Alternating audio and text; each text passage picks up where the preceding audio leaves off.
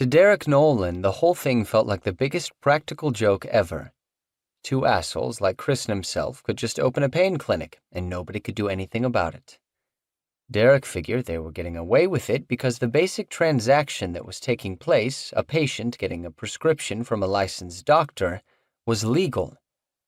Whatever the patients did with the pills after leaving the clinic, that was on them. Same with the doctors. They might be violating the law inside their offices, not following diagnostic guidelines or something. But Chris and Derek weren't doctors.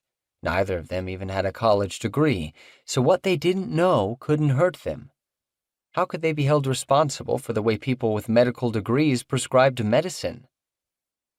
Besides, they weren't going to quit just as they were starting to make real money. Chris had grown up rich, and Derek had enjoyed some flush years. When Derek was 19, making good money as a plumber, he'd bought a $60,000 Mustang Cobra convertible and had his own house. Later, he'd owned his own companies, pulled down 6 figures in the good years. But this was different. They'd tapped into something big and rich and desperate here, something that made people line up around the block at 6 a.m. every morning. The clinic accepted credit cards, but almost nobody paid that way.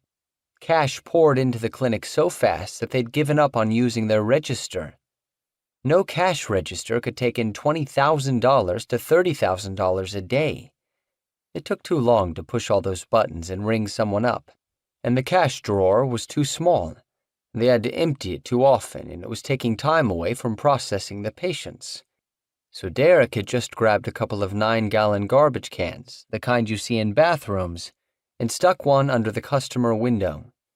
When it filled up, he'd cart it back to Chris's office to be counted and stick the empty one under the window.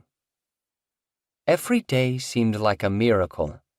Every day they were amazed by the things they saw.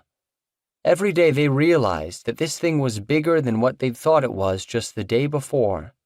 Oxycodone was growing out of control, like black mold in a Florida bathroom, and they'd suddenly become a major supplier for a half-dozen states. By summer 2008, they were seeing 100 patients a day. The little bungalow couldn't handle that amount of traffic. As the days had grown hotter, they discovered that the 2 old air conditioning units cut into the waiting room walls were completely inadequate for the job. The waiting room had about 30 chairs, and there were sometimes another dozen people standing.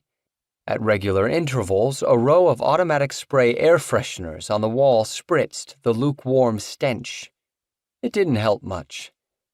The bathroom was always a mess, so Derek took out the paper towel dispenser and installed an air dryer. The cleaning lady started coming in early to get a head start on the daily cleanup. She found hypodermic needles in the garbage cans in the parking lot, rattling inside empty soda cans.